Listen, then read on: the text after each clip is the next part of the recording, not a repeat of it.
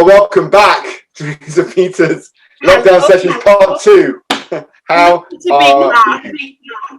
Well, I'll be honest, I think we were just chatting before. I'm personally feeling great, and with business, everything's great, but external events, you know, they're certainly playing a part in things. So, yeah, but all good apart from that, yeah. Well, one positive was I was struggling for a while to try and think of a new name for the podcast because we were coming out of lockdown. But it seems as though as we enter stage 2 of lockdown, I can keep the title for at least till Christmas and not have to worry about a new title until the new year. But look, you're back, and you're back because we're actually now planning some coaching work for the new year, and you're the founder of Accelerator Coaching. And what I've always liked about your approach is you have almost an equal measure between working in the corporate world but also working with individuals. So you do that personal style of coaching where you're helping people come to terms with some of their own shit. And at the same time, you're helping unlock people in the corporate world, explicitly around leaders, to help them drive their businesses. And our love of the Northeast is what aligns us, because that's where I was born. And I thought, well, look, you've got to come back. You'll be back next year as well, no doubt. But let's have you back as we approach second lockdown, and let's sort of find out a little bit. Let's find out a little bit about your learning. So I'm still asking the same question to kick off. What have you observed and learned? But this time I'm going to reframe it a little bit, because I think it's more about what have you observed and learned from the first lockdown that as a coach and a mum and a wife and a business owner, you're going to take into the next lockdown that's going to help you. So that's your starter for 10. Well, coaching hat, I'd say review and have a look at what you learned from last time. And that's certainly what I've tried to do myself. So I've looked at the things that I did do or didn't do so well and learned from that. And then kind of how we recovered and got over it, and then redesign and look at the future. So I personally, I think when we last spoke, I was certainly going through quite a big transition, like many people.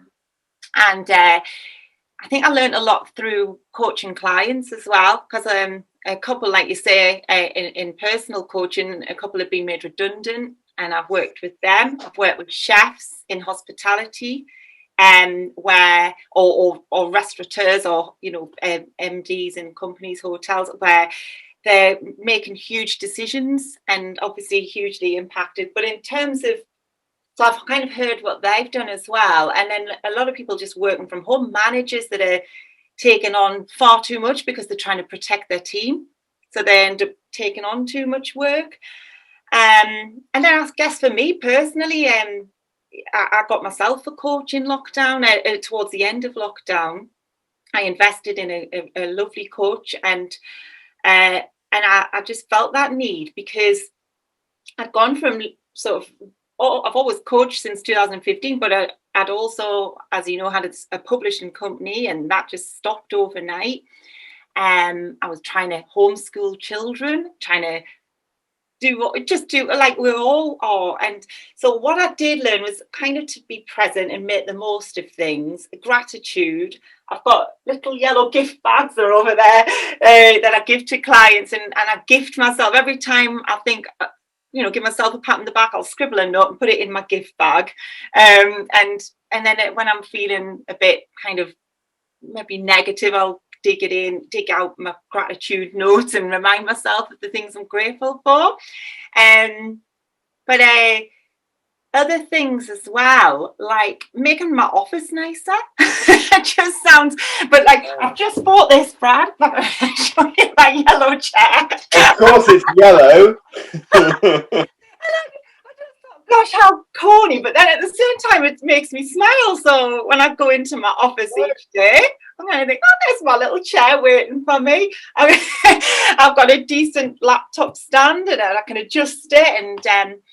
And other learnings, I think there's this danger. When last time our kids were at home as well, whereas I think this time round the kids are at school. If you have children, so in that school age, but that makes a big difference. Looking at that positively. So going into this lockdown, there are some slight different things, like the kids are at school, but what I have learned key, I think, was that I had to be responsible for myself. And when I say responsible, breaking it into two parts, able to respond how you choose to. And easier said than done. But I guess because I'm a coach as well, I feel like I need to walk the talk and do this myself, because how can I enable and energize my clients to be the same or do the same if I'm not practicing that myself? And I'm not saying I get it right every day. There are some off days, but overall, I try and be responsible for myself. So in terms of learnings, I think, just gratitude. Really just looking at the simple little things like a new chair, because it can just make such a huge taking, and your back, your health. Other things would include sort of, if you look at your strengths as well and play into those strengths. So especially when you haven't got anybody necessarily around, if you are working from home, to give you that feedback, that's when the gratitude and digging into your personal strengths and doing what you find most comfortable and being true to yourself, that's all we can do. Another huge learning, I think there's this thing, the hedonic happiness, that kind of short-term happiness. I think we do reach out for those things when we're in crisis. So maybe drinking more, eating more, less exercise, and it's sort of these short-term quick fixes. Instant gratification's huge with social media. We just want everything now, all the results here and now. And so personally, I did question, and because I asked my clients the same thing. What one thing could you do right now that would have the biggest impact on your life? And if you were to do the one thing today, or which habit could you change? And I just thought, well, I'm actually drinking too much wine here, and I want to grow. I want to do well. I want to. This is holding me back from being the best version of myself. So going into this lockdown, I'm not, drinking. I've knocked that on the head for 4 months now, and I feel great. Yeah, it was. So that's a bit of an honest, open thing there. Well, no, but I think there's something. I mean, there's so much data on physical and mental well-being being connected. Output and input. If you're trying to get fit, or you're trying to diet. Diet's always been something in my world where I'm fortunate, right? I have a really fast metabolism. I have high levels of energy, and I run. So dieting has not been something that I've needed to worry about, but I care about what I put into my body. And yet I love a big bag of giant minstrels that I can scoff down in one sitting, right? Even though I know that's bad. But those kinds of things, whether it's not drinking wine, whether it's drinking more water, whether it's going for a walk, I suppose some of the challenges now with this lockdown is it's the winter months. It's dark early.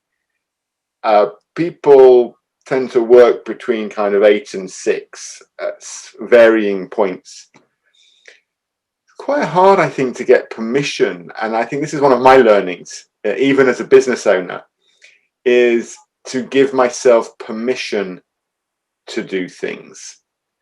So I love your idea of your gratitude bag, right? Someone else I was speaking to recently, a fellow coach, actually commented on it, saying how every time something good happens, they appreciate it. They put a little note in a nice bag. And then when they're feeling down, they kind of empty out their bag and they look at all the things that they've appreciated. So now is the time to appreciate what you have, not what you don't have. Yeah, And I love that. It's totally aligned to what you're saying.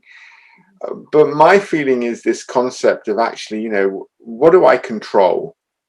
And so you're to be responsible. For me, it's about, what do I control? Can I give myself permission to do that most important thing in answer to your question that would improve my life? Because I think that's a brilliant question.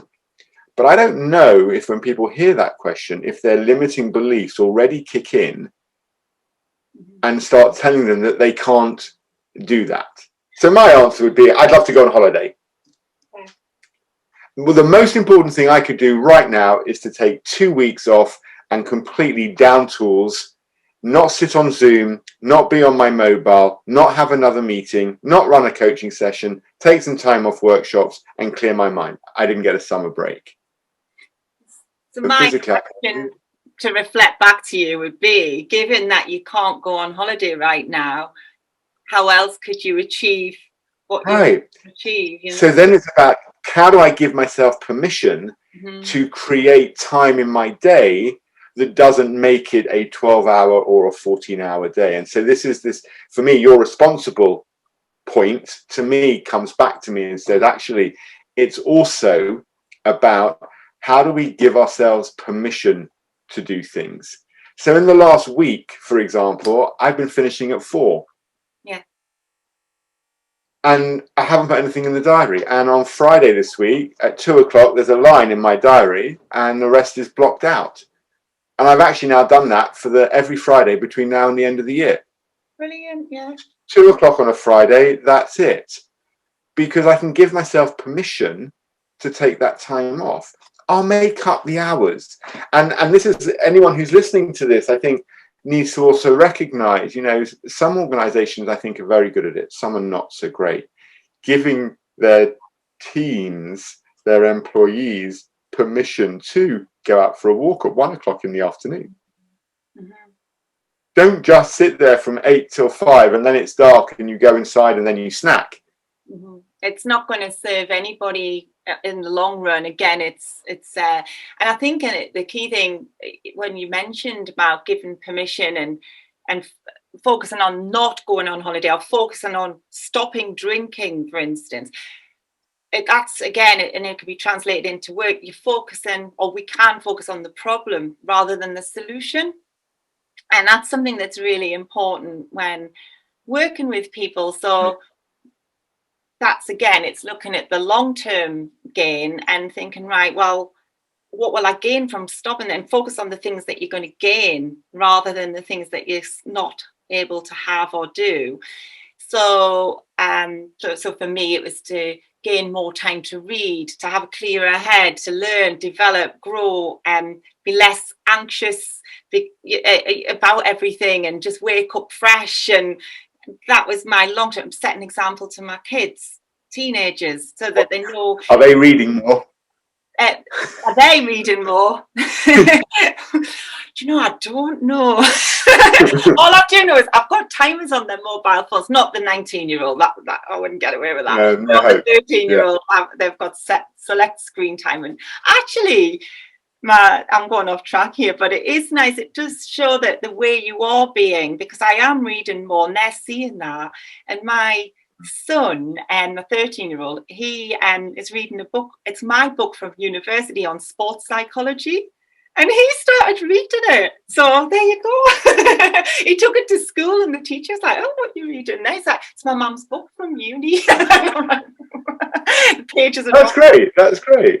Yeah. I suppose, I was doing an episode with one of my colleagues from the US, and it ended up becoming like a book review session as we talked about books. So I've stopped buying books because I just wasn't reading them. I need to read all the books on my shelf first before I buy another book. But I have been reading Alan Watts. And for those who don't know, Alan Watts is this sort of hippie guy who links Eastern philosophies and Buddhist philosophies with Western philosophies. And it's a fabulous way of kind of, attracting new ways of thinking, opening the mind and linking both the East and the West, because on paper they don't mix. And in Eastern philosophy, very much, if you don't deal with an emotional challenge or a mental issue that's going on, the Eastern philosophy suggests that it will manifest itself physically. So everything that you have that's physically troubling you will be a physical manifestation of a mental trigger or a chink. And this is where I think coaching really helps, because right now I'm wondering, and this is maybe a question to you with your clients, are you sensing fatigue in people? And how do you overcome that kind of fatigue? Because alongside all the motivation and the inspiration, and I'm going to change, this has been going on for 8.5, 9 months now. And I'm sensing people are tired. Actually, certainly with clients, but although I do try to focus on, so I like to think that they go away from a session feeling empowered and ready for the next step. But yeah, I think fatigue is that even this morning I popped to a coffee shop whilst listening to you and Frank talk about confidence and bumped into two ladies. Nice plug for Frank and Real Talk there. I like that. That's lovely. Thank you. We'll take that. Atomic, little habits a day. I always try and listen to something in the morning while I'm doing the school run, and then I come back to sit at my desk. I got a coffee and I saw a couple of people, and they were fatigued. It was in their face, and it's like, here we go again, And I think people are, and again, we can talk about it.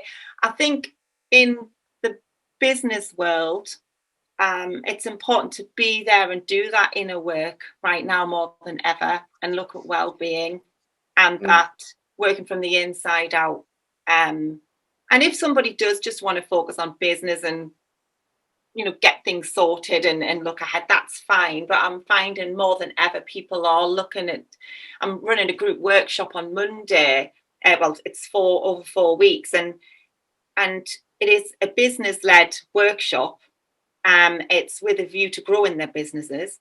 But when I've had my one-to-ones, it's become evident that they really want to look at that, raising their self-awareness, finding their strengths, and going back to those fundamental human needs, and looking at the whole person before they go ahead and plan. So that is a sure sign, because it's an actual business coaching thing, but all of them have expressed that they want to go in a bit deeper.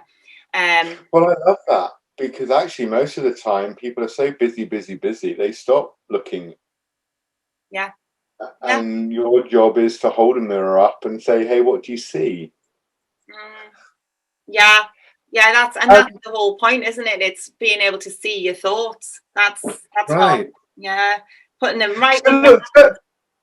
Tell me a little bit more about sort of this work that you're doing with clients, because when we were talking a little bit beforehand, you referenced, communication. I thought, well, I want to pick that up actually, because you were talking about how can we even communicate during this time in a way that enables and empowers people. And you even reference, even how you communicate in an email to people. And I'm wondering, what do you see as some of the challenges in maintaining motivation? So if I'm a leader or a manager of a team and we're still remote and we're still virtual and we're tired of Teams and Zoom and WebEx and everything else, what can I do if I'm a people manager that inspires my team or helps them move forward or maintains that level of motivation, or at best doesn't irritate them because it looks like I'm kind of checking up on them? As a coach, what do you see? What tips could you share? That's the question. What tips could you share for managers who are listening? Because you referenced this idea of communication, and I think it's a perfect discussion point on these kinds of episodes.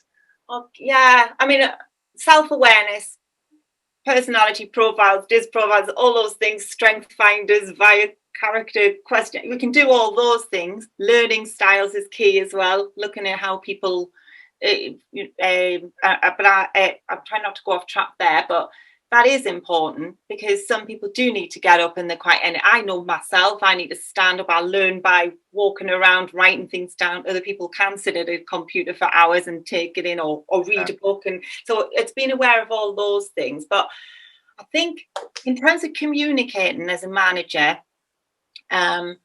it's maybe looking at the questions we ask. I'm just trying to think here. So rather than asking is or are, starting a question with is or are or do. So do you think you'll have everything in by Friday? Or is it going to be in by Friday? And making your staff accountable, or your team accountable. Change it to sort of a more open, engaging form of communication. So how do you plan to get everything done by Friday? And start with a how, or what can you do to get everything done by Friday? And sort of just a more of an open question, and then instantly that engages them, and it stops people from feeling defensive, because if you're holding people accountable and you is it going to be done by Friday, it's an instant reaction. It's it's kind of a, oh yeah, and then it's that stress, and it's that's the old kind of fight or flight, kind of the stress hormones that are raised. And then so that's, I think, the way we write things in emails and communicate is really key. So yeah, starting any sentence with a do, an are, an is, and a can is kind of try and keep away from that, and look at more how and what and when. Maybe that's so but here's a challenge for you. I'll throw it straight back. So if you're coaching me and we're talking about this, and this is one of the suggestions that's coming up, my challenge is that we're now living in a world where everybody's WhatsApping, and we're sending SMSs, and we're on Slack channels, and it's this abridged form of communication. Actually, email has become almost like a tertiary way of communicating. First of all, we're part of a WhatsApp group, so I'll send a message on WhatsApp, and I've noticed that when people message through any kind of social media platform, grammar goes, thoughtfulness goes, and it's just, oh, hey Tess, is that going to be done by Friday? I've got a call with a client at 2. And I wonder how I can check myself to kind of engage in your approach, which is a much more coaching approach for a manager, which is to go, oh, hey Tess, listen, how are you going to get that to me by Friday? Don't forget, I've got the call at 2 with the client. I still need to create that sense of urgency. But I wonder whether we can help people almost, stop themselves in their tracks, because communication is getting shorter and shorter and shorter. The more we use social media and kind of comm apps like WhatsApp or SMS or Messenger or whatever, as people's, other providers are there for sure. Yeah, I think if it can be helped, it's to move away from that form of communication if we can as well, if it's possible, because and again, it's looking at learnings from last lockdown compared to this, or just generally, we need to adapt. So just because we use social media 4 months, 5 months ago, and it might have worked as a quick stopgap for communicating in that way, it was a quick fix. And actually all you've got to do is look at the schools now. They've completely realigned. They've got everything ready for this time round. It's much more prepared, and I think that there's no reason why people can't look at how they're communicating right now and think and ask the team, get a group. I mean, there was a lady I spoke with last week, and she, as a manager, has ended up taking on all of the pressure to protect a team. Well, all of the pressure, I shouldn't say, because I'm sure the team are feeling pressure too, but she'd taken on too much. She was burning out. And after asking a few questions, she was listing all this, like, how will I get this done? And then she recognized that she'd actually created a rod for her own back. And she'd taken things away from the team to do herself, to kind of protect the team, and hadn't even realized she'd done that. And in turn, that potentially in her mind, it was like a bit of a light bulb moment. So, well, actually, that might have really upset that team member that I've taken their work away from them. So she decided to do a group, and I haven't heard back yet, but she's decided to do a group thing and communicate and tell them how she's feeling, share that. And this is what she went away with, and ask them. And I thought that was a really sound way of looking at it, and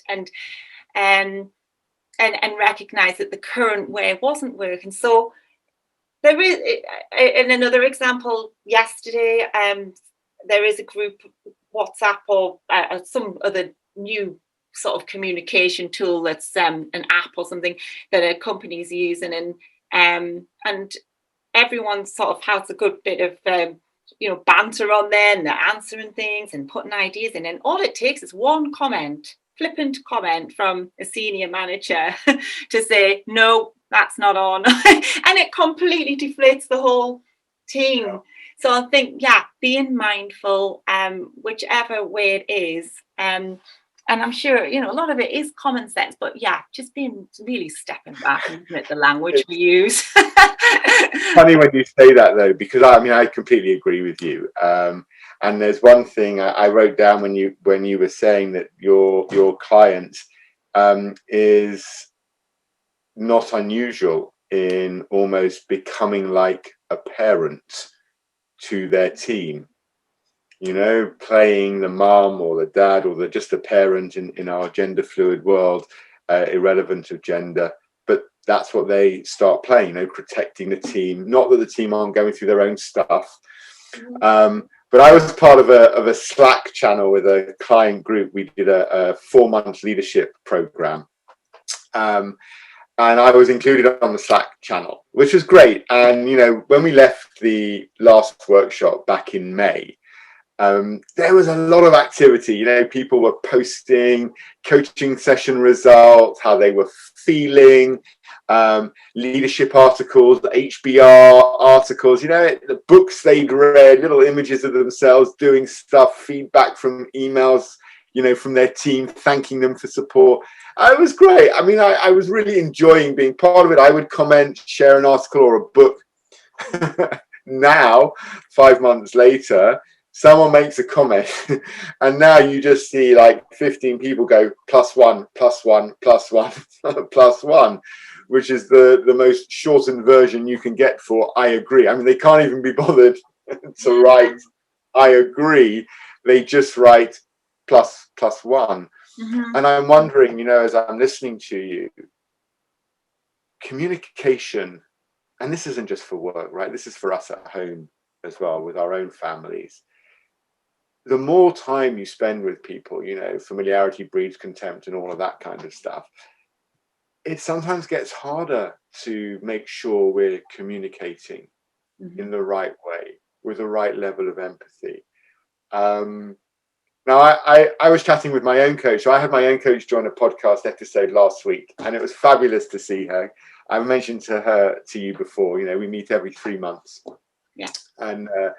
And Sally Ann and I have talked for almost 2 decades now on empathy as a topic. And, I have this opinion, I'd love your view. I have this opinion that empathy is like a cup. And we all have a cup of empathy. Now, some people's empathy cup is filled right to the top, all day, every day. And other people's empathy cup is filled slightly lower. And so if my cup is filled like below the halfway line in the morning when I start my day, by the time I get to lunchtime, my empathy could be all out. So then I become very task focused, very driven, very tactical. Let's get on with it. How do you create an environment so I'm asking you to put your coaching hat on here. How do you create an environment where people elevate empathy so that it is always on display? Because I know it for myself. I struggle, and I'm aware in the moment, and my team have permission to call me out on it when I'm not being empathic, to remind me, you know, Brad, turn the volume up on empathy, please. Okay, fine, you put me on notice. But is there a way of bringing empathy to the forefront of our minds? So, because I feel like in this moment of lockdown 2, if we lose empathy, for those of us who don't have lots of it to spare, life's going to feel really crappy for people, especially those we live with and communicate with at home. Because, you know, some people are not working, they're furloughed, they're going to lose their jobs, they're not earning money. There's so much stress in our households right now, seen or unseen. I mean, we're not even going down the awful route of where, you know, there's abuse that's taking place. We're just talking about communication, what is said and what isn't said. How do you make sure that empathy is front and center? I mean, it's like $1 million question. Sorry for throwing that at you with no prep time. No, I think now here's something, because I do think that either we have empathy or we don't. We can teach ourselves to over time to have more empathy. I think it's a lot of it's down to experiences and things we've had personally as well, potentially. So actually, I'm possibly the other way around. So sometimes having half empathy in it, coming draining and being more task-led. I have actually on my EQ report, my empathy is 98%. Right. So that's why I'm asking you the question, because it's front and center for you. So actually, I have to manage my empathy, because there is a fine line between showing too much emotion and sympathy almost, or getting too emotional behind a topic. So I've got to manage that, because I can sit and go, I feel it, I know what you're going through there.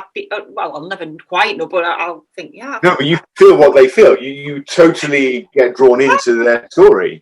Yeah, and I do try and keep it businessy, but I can kind of literally think, oh, they're feeling it there. I can feel it. So I hope so. Anyway, it's a bit more difficult on Zoom at times. But yeah, so in terms of empathy, I get what you're saying, or I hear what you're saying, that at home, I think because I worked with my husband as a business partner for years as well. So that whole thing of empathy when it comes to your other half, you're working with them, you're with them every day, and then the kids and all this is sort of life around us. So I think, yeah, in terms of close relationships, I certainly need to work harder at being empathetic, or empathic, I should say. But with clients, I find it quite, there's oodles of it, and I can kind of step back and manage it. But let me just draw on that, because for any coach out there who is as a paid coach, and I know this for myself, right? If someone's engaging with me as a coach, then one of the prerequisites is that my empathy volume is turned up, which means I have it. When I'm not engaged as a coach, when I'm in my personal relationships, when I'm with my family, I find, depending on my energy levels, my empathy can soar, or it can be really quick to drain from. My cup doesn't runneth over when I'm tired, for example. Yeah, and under stress. And I think that's really self-aware. And again, that's on the back of coaching, and that's what's wonderful, that you're able to recognize that. And I'm similar in that under stress, my dominant side goes through the roof, and I'm just like a snowplow. I'm straight. Get out of the way. And then so maybe I'm not so gentle at those times. So, but Yeah, it's an interesting one, that. But in terms of empathy, yeah, we do need it as a coach. Certainly do, whether it's business or personal. I think it's very key. And with loved ones and people you're around a lot, actually, saying that empathy could be there, but sometimes there is that tendency to think, oh, just get on with it, especially if you hear the same thing over and over again. So you've got to be careful of that. Whereas with a client, it is kind of, there's a threshold that hasn't been crossed. There's a benchmark, isn't there? Whereas a boundary, I should say. Sometimes I know that a number of my clients, what they appreciate is when I actually steer them into that world where, do you know what? I said to a client first thing this morning, so I was coaching a woman in Taiwan this morning. Yeah. And she came to the session with no topic. And after 15, 20 minutes, I was trying to explore a topic. Nothing was coming to her mind. And so she asked me, what do you think we should talk about today? And I just said, look, I'll tell you, I think we should postpone this session until you've got a topic. And she was quite shocked. There was this expectation that, we'd sit and have a chat. And I'm like, well, your bosses are paying for you to get coaching. You've got to bring the topic. It's not my responsibility. And you've now got homework. Let's put a session in 3 weeks' time. Spend some time thinking about, where do you want to grow? Where do you want to develop? And when I got off the call, I wasn't sure, oh, did I do the right thing? Should I have maybe just, carried on the conversation? And I thought about it and thought, no, do you know what? I can be empathic that she's very busy. Mm-hmm. But actually, in that moment, I made a decision that empathy wasn't required. Mm-hmm. Mm-hmm. That I can't just be empathic because you're busy. You've got coaching, so you should take it as seriously as I do in my preparation. It's a two-way thing. It is, but then that's judgmental, right? That's me making a judgment, which I'm trying not to do. Anyway, she actually emailed me literally before we came on the call to apologize for not having a topic. And she listed 4 things to cover off in the next 3 sessions that she'd like to look at. And I wrote back instantly and said, listen, first of all, no need to apologize, but this is about you. So if you've now got stuff to talk about, that's brilliant.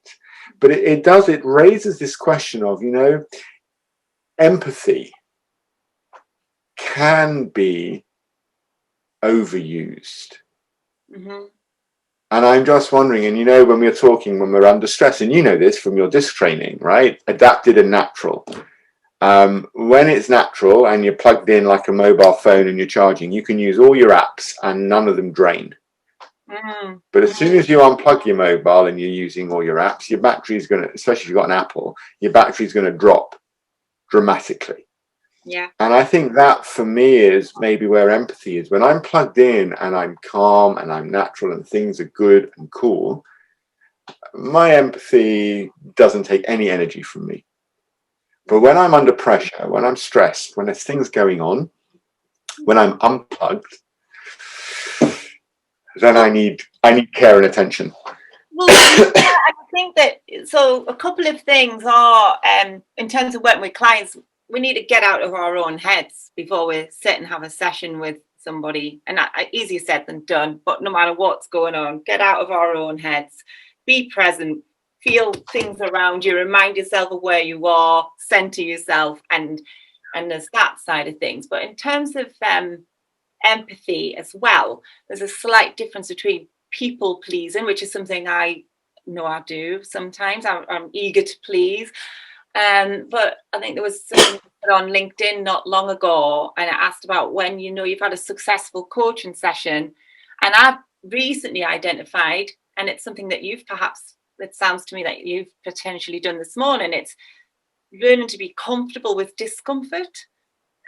Sometimes you do have to challenge, and sometimes the client may go in, and I have taken risks and gone away and thought, oh no, like, has that? and it's been more powerful than other sessions, but it might have taken them a day or two to come back round, and I've kind of got away like I've really pushed the boundaries there. But yeah, well, that's it, right? I felt like I threw a brick this morning.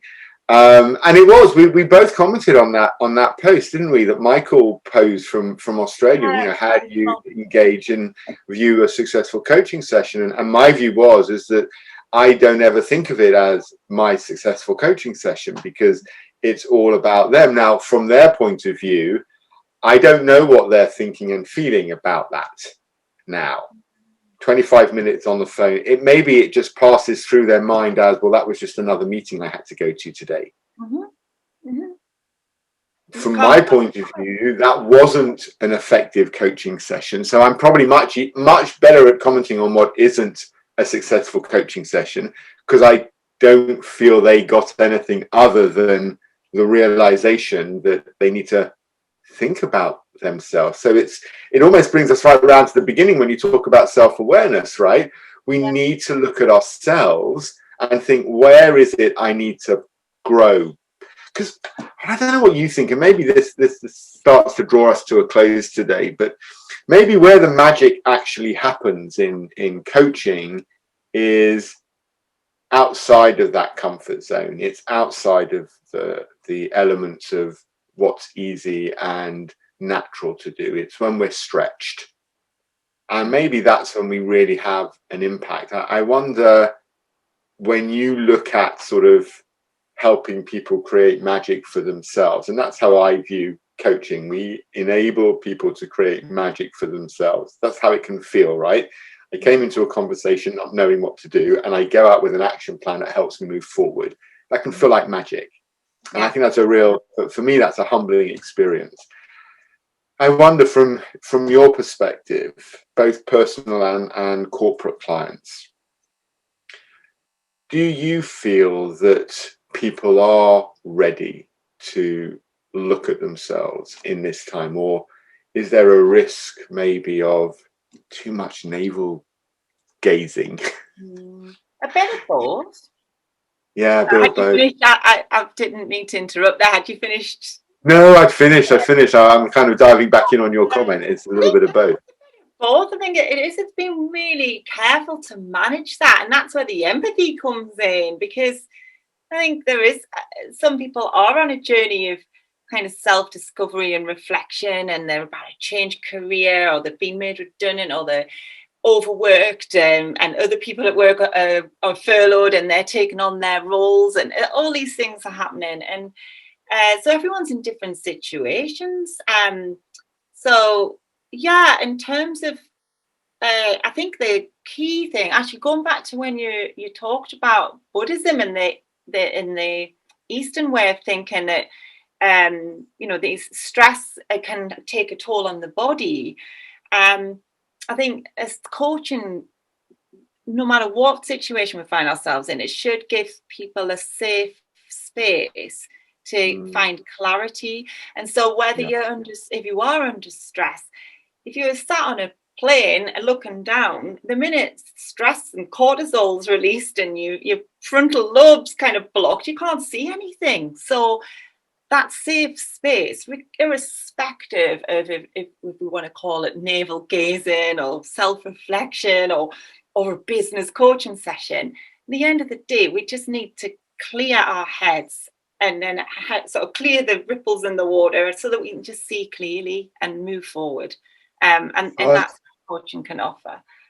No, I think that's really interesting. You know, people often ask me, who know my work schedule, how do you get up every day at 5 and, start coaching? And I, we were talking before about sort of vulnerability and sharing, and I don't often share this, but every single day of my working week, before I start work, and it doesn't matter what time it is, but every single morning when I come out into the office, which sits at the back of the garden, I turn the radiator on to kind of warm up the room a bit, because here in the UK it's a little bit nippy this time of year. And while it takes sort of 5-10 minutes for, you know, the radiators to start emanating warmth, I sit on the floor and I just meditate for 10 minutes. I have a lovely app called Insight Timer that I use. I've inserted sort of bells and pings to kind of bring me back into an awareness. And I literally sit and empty my mind. I'm not thinking on anything. I'm not meditating on a point. I'm not bringing anything into my conscious or my subconscious. I literally sit, legs folded, which as I get older becomes more and more of a challenge. But as I sit on the floor, legs folded, I rest my chin in my neck, I close my eyes, and I just focus on my breathing. And then when the bell rings, I'm ready for the day, and I'm totally then focused on whoever's sitting on the opposite end of a screen, whether it's one person or whether it's, you know, 20 in a workshop. And I wonder whether actually, you know, we've talked today about how leaders can be more conscious of their communication, how they just email out to people asking them how they're getting things done. I also think that self-development piece, that taking time for the safe space, we don't have to wait for the coach to do it for us. We can actually create an environment ourselves just by sitting on the floor. And I'm lucky, I've got a room out in the back of the garden. Not everybody has that. But even if they don't, go and shut yourself in the bathroom. You know, no one will come in. Keep the lights off, put a candle on if you can. Sit, and just that 10 minutes of breathing and centering yourself, I think can really release that kind of positive meditation. In Buddhism, we look at it, it's a yoga stretch as well. It's kind of progressive muscle relaxation, right? The body can't hold two poses at the same time. So you can't be tense and relaxed at the same time. You can only be one or the other. And just by spending 10 minutes every day, it's less than an hour a week, right? It completely keeps that calm. So I'm going to try, next time I'm actually going to focus on empathy. So I'm going to come out of those 10 minutes. And the first thing I'm going to bring into my mind is to be more empathic, and take a little bit out of your cup, which seems to overflow, I think, as I listen. Oh, I think you've got lots of empathy. Goodness me. Definitely have. Well, yeah, but it does start there, Tess. It starts halfway down. So if I've had 3 sessions where I've been, you know, like, you know, uber empathic for 3 hours, Yeah. and then a request comes in, my instinct might not be to sit back and feel it. My instinct might be like you, D goes up through the roof, or red if you know insights, goes through the roof, and it's like, come on, get on with it. I think I've heard that story before. Yeah, get on with it. Yeah, that's but I think going back to that kind of meditation, that's something I've really tried hard to do over the past few months as well. Being a Geordie lass with the way I've been brought up, it's kind of, that's all a bit airy fairy and woo woo, and actually that's given me, I do it I have tried to get up in the morning and do and meditate with an app, and it's maybe doesn't quite work for me that way, but that's fine. So what I have done is sometimes during the afternoon, after a couple of sessions of a lot of Zoom, I'll try it then. But I am going to sleep to meditation at night. Nice. And the way we go to sleep is very important. And the last thing that is in our minds, the last thing we do. So I kind of listen to body tension release meditation and things like that. Yeah. So, but on a final note, I think compassion comes into that. And at the moment, we can't hug people. So sometimes I've just jokingly said, we just got to hug ourselves and love ourselves. That sounds a bit bonkers, fine, but we've got to just be kind to ourselves and compassionate, as well as all this business and work, and just give ourselves a hug and a pat on the back. I hear myself saying a lot at the end of sessions to people, listen, be nice to yourself. Yeah. Just full stop, end of story. Be nice to yourself. Maybe that's what we'll call this episode. Be nice. to yourself. Listen, Tess, before we finish, give me one final comment. What's your hope for the next few months? For me personally, or for and for those around you, for those that are close with you? I think it's just to be the best version of ourselves. That's all we can do, and find our purpose, and find out who we are and do it on purpose, irrespective of what's going on around us. That's all we can do. I quite like that. Do it on purpose. That should filter its way onto your website. I think that's a great. It's a Dolly Parton quote. Find out who you are and do it on purpose. Well, I have no problem in finishing on quoting Dolly Parton. Tracy, thank you. Good song. That was my first introduction to her, to be honest. And I really enjoyed that movie, but people forget that Lily Tomlin was in that movie, and I thought she was even better than Dolly. I know that's a bit risque, right? Being a downer on Dolly Parton. What a great end note. Thank you so much. May Accelerator Coaching go from strength to strength. I can't wait for us to work together in January. And will you come back? No. Yes, of course I will. Listen, go have a lovely day. Take care.